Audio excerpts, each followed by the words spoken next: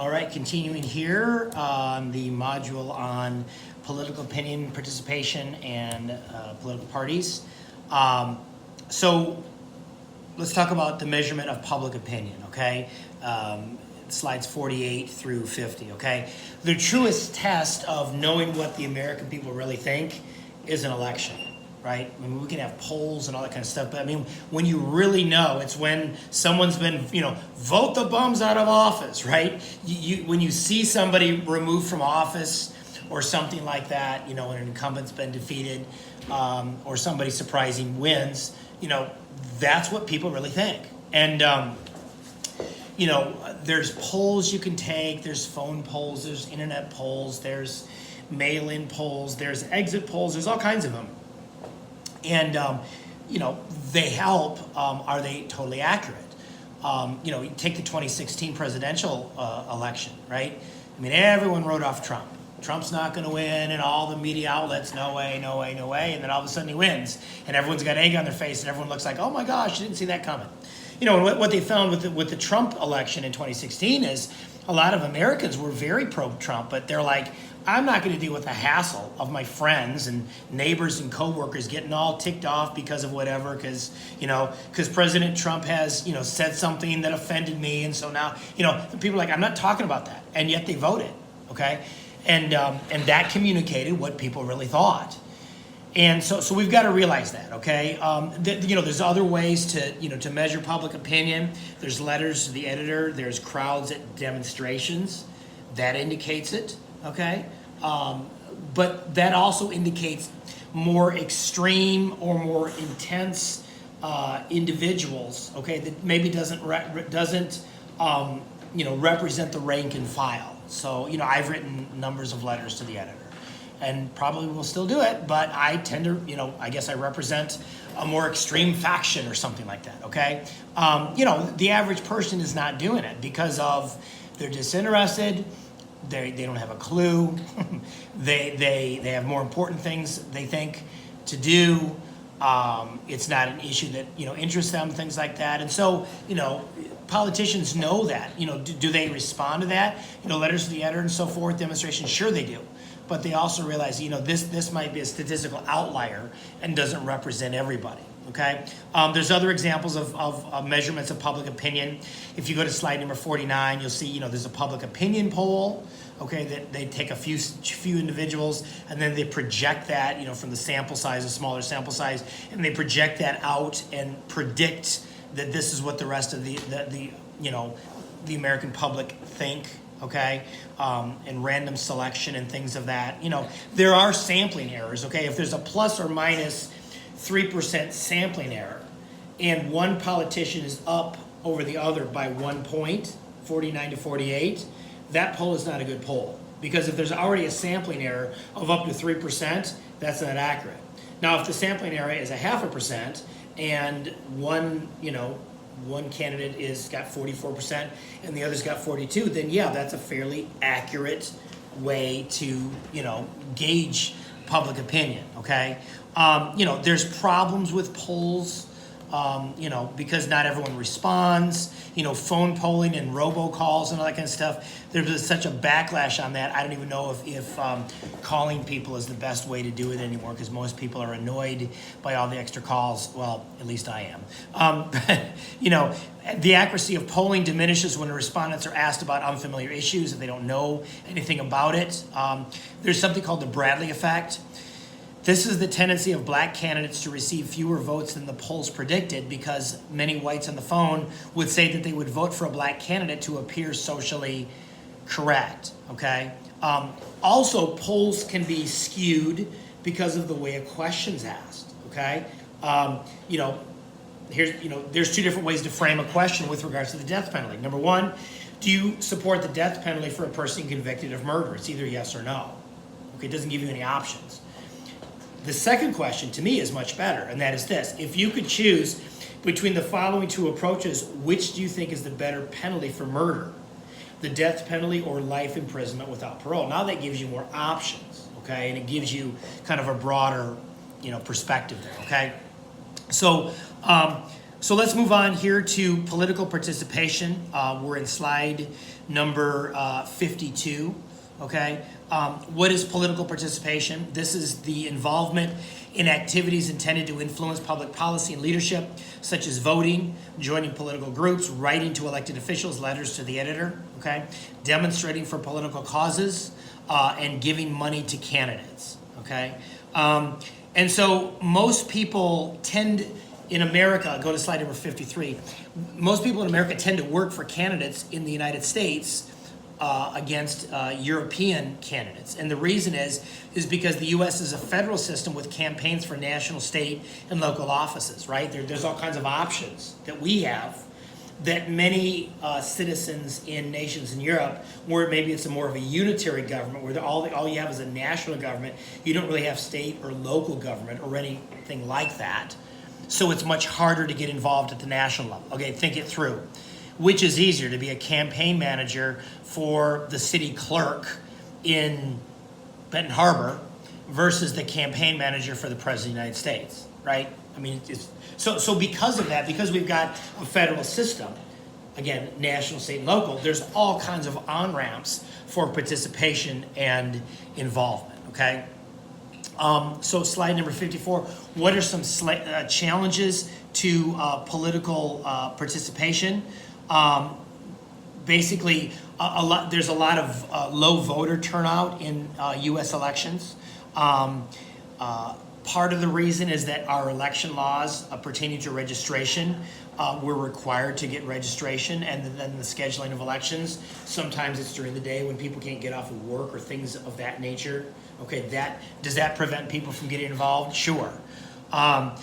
Most citizens do not participate actively in politics in ways other than voting. Okay, in other words, only a minority of Americans can actually be classified as political activists. Okay, Americans are more likely to than citizens of other democratic nations to contribute time and money to political and community organizations. Okay, hey, I got a life. I'm not interested in politics. Politics is too divisive. I don't understand it. I'm not interested in it. Again, this is our birthright as Americans. I mean, if you go back to the American Revolution, people bled and died so that you can get involved and you can vote and you can get involved in the political process and you can have a voice in what's going on, and you can have some skin in the game. And again, one of the things that we're finding in America is that people are just disinterested. People are apathetic. The downside of individualism is individualism, right? I don't really want to get involved. I want to just do my own thing. I'm too busy playing video games. I'm too busy, whatever, social media watching, whatever, okay? And we've got to realize this, is that it's our birthright as Americans. It's a privilege, how much do you think your vote is counted in North Korea? How much do you think your vote is counted in China, right? There's some nations where, either you can't vote, or if you do vote, everybody knows it's a sham. And in America, despite all of America's flaws, I really like what Winston Churchill said when he was reflecting on the weaknesses of democratic nations like America and like Great Britain. And again, he said, democracy is the worst form of government in all the world, except for all the others, right? And so we've got to realize, despite the flaws, compared to all kinds of other systems, it's the best system we got, okay?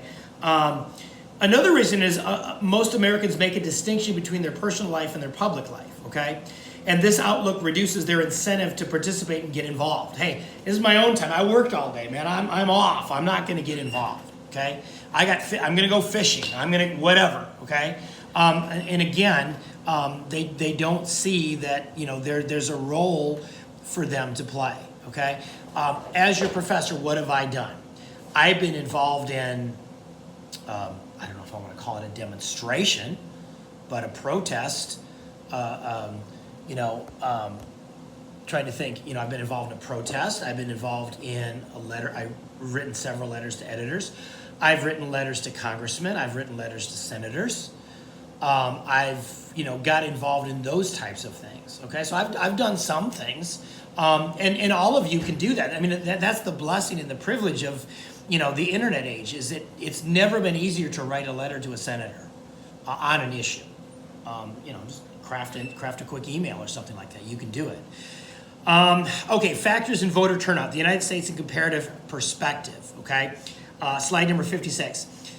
Millions of Americans choose not to vote regularly, a tendency that sets Americans apart from citizens of other Western democracies. What's voter turnout? That's the proportion of adult citizens who can vote, who actually do vote. Since the 1960s, voter turnout has been about 55% of adults who can vote in presidential elections actually vote. In midterm congressional elections, it's about 50%. Hasn't reached 50% since 1920. It's been about 40% in recent decades. And wait for it, in local elections, it's only 20%, okay?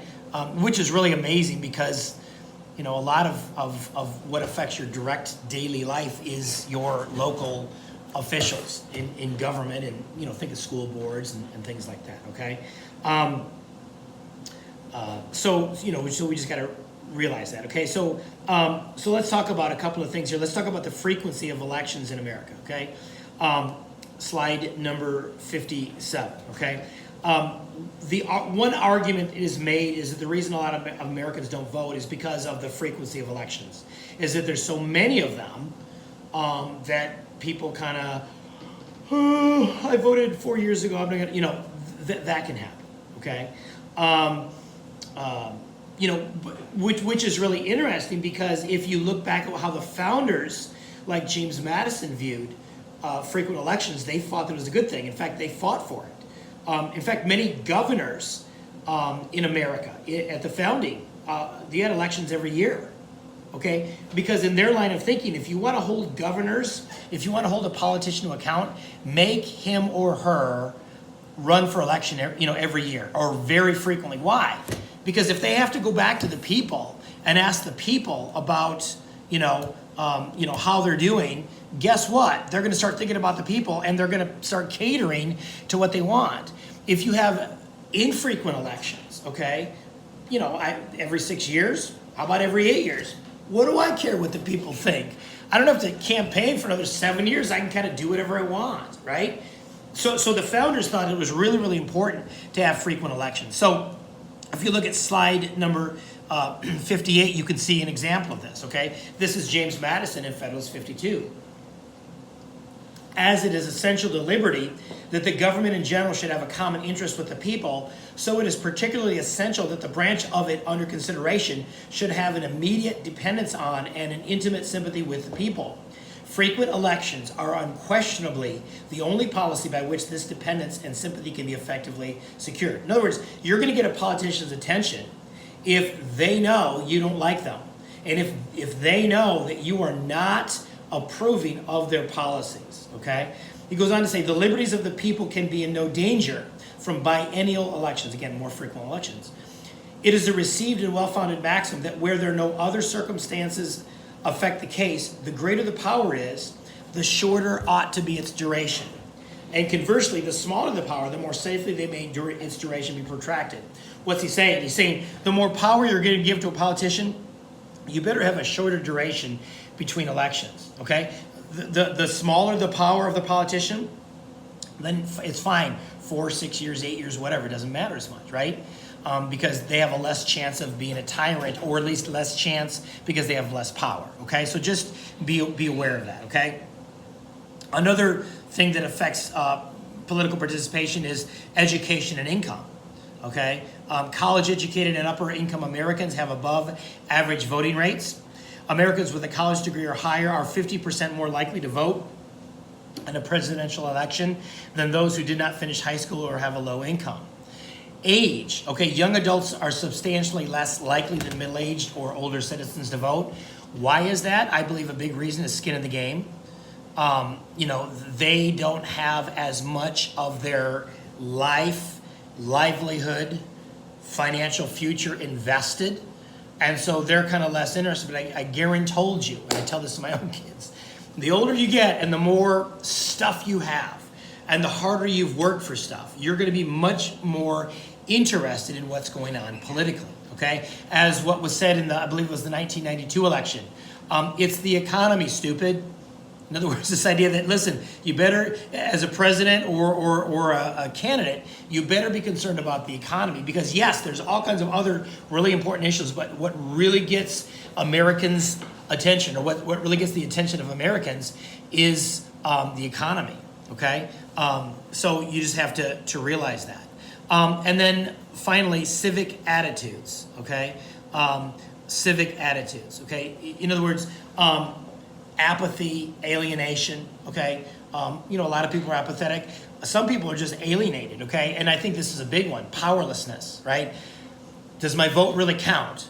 Do I really have a voice? I mean, given how large our country is, and I see all these interest groups pressing for the thing, what does my measly vote do? And I guess my response to that would be, listen, your measly vote is really, really important, because you matter, and your voice matters, and what you think matters. Your measly vote matters because people bled and died to give you the right to be able to vote and be able to enjoy that. How many soldiers through the years in America went off to war to defend our way of life, right? And defend our ability to govern ourselves. So if not for the fact, if not for, well, all my views aren't going to be totally expressed, or my candidate's not going to win, okay? Two really good reasons to vote is, again, you matter, and those that have given their lives for you matter. And so keep that in mind. So I'm going to stop right there.